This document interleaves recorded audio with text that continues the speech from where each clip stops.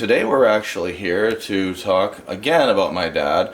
You may have seen his story as escape from Nahatlatch Valley fire. Also the REO Rafting and Yoga place that has been up there for 4 decades was burnt.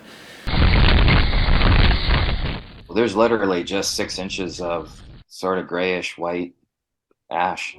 Completely lost. Horribly unfortunate what happened. They're going to try to rebuild it. We hope that gets done. And I could see just a black cloud, smoke.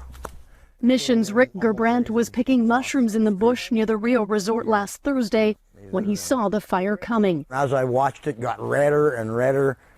Next thing you knew, the fire was coming around the corner and it was moving. He hustled back to his vehicle and drove south towards North Bend as fast as he could. You could see the fire was getting closer to the road. And it was moving really fast. Gerbrandt says he warned others to leave as he fled. I went about 100 feet. I looked over my shoulder and it was right there. Gerbrandt escaped the flames in time to mark his 70th birthday Friday with a few chanterelles. These are the little darlings. I mean, honestly, I don't think I've ever cried so much in my life. His life's work wiped out, Fogelman and his family have launched a GoFundMe determined to rebuild their resort. I'm going to do what I can to bring this place back to life. Kristen Robinson, Global News. I think this is the worst fire season we've ever had. Eric, well, take me back to, was it last Friday that all this happened? What day was it? Thursday. Take me back to last Thursday. What was last? Thursday. How did Thursday Day start? one. How did it end?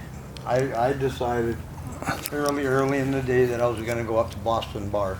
I had been up there about a week earlier and just nosing about, but I found some mushrooms and chanterelle mushrooms actually. They're quite tasty. I talked to a few of the locals around there and they said they'd been waiting for a while.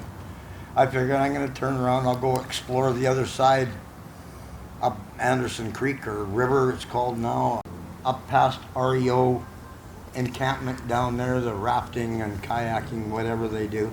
The road was washed out when we had that bad water that year and a half ago. That has been just rebuilt and it's barely passable for one vehicle. Went up into the bush and I'm wandering around for a while, found a few mushrooms. After a little while, all of a sudden I started hearing honking and some yelling going on. I said, what the heck is going on? I started moving across the side hill, trying to get into a spot where I could get a more direct look down in that direction where I was parked. And I came upon an opening in the canopy. I'm looking up basically towards Harrison and I could see just a black cloud. As I watched it, got redder and redder. Next thing you knew, the fire was coming around the corner and it was moving. I basically hustled back to my vehicle and away I go. I went about maybe half a mile, kilometer or something like that, come to where the new bridge is in. And here's a work truck with at least one guy in it, I'm not sure, but he's following behind a drill rig. And the drill rig is just going up the road, it's on tracks, going about half a mile an hour. After about 30 or 40 seconds, I started to get excited, wanted to get going. Started climbing up, all of a sudden I could see smoke coming on in front of me and to the left. And I was like, what the hell is going on here? And the more I went on, the more I realized there's another fire. And I didn't know if people realized it or not at the time. And like just to check, I looked back and yet, sure enough, this fire's still coming from Harrison. And this other one's going. And apparently this is up by where that old fire tower was. It was moving through there. I don't know if it was right at that moment. But as I headed out towards North Bend, towards the bridge, and you could see the fire is getting closer to the road. It was moving really fast. I don't know, adrenaline, fear, whatever you want to call it, excitement, everything going at the same time. I was booting it down the road pretty good, I got to admit. The last little ways up into the REO area there, I lost sight of the precise area where the fire was coming down the hill there. But there was a fellow sitting there in his car talking to his wife. I pulled up and I said, you know, there's another fire right above us right now.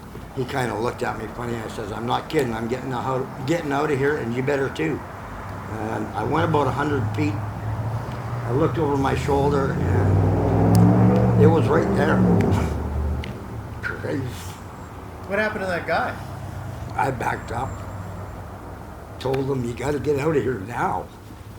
So away we went. I went first and he followed me out. But then once we got down across the bridge, we started running into people that wanted to come in there. Jesus. Well, one lady and her son, they were the first people actually that I stopped on the road. And says, well, we have a camp in there. And I'm pretty sure I know exactly where the camp was. And I said, is it beyond the REO turnoff? And she says, yeah, it's just in the campground beyond that. I said, it's gone. Don't go in there. She was kind of hesitant until the guy behind me pulled up. She talked to him. Then she turned around. What's the timing like this between the beginning and the... Everything, it was just a blur. I was up there in the afternoon, mid-afternoon.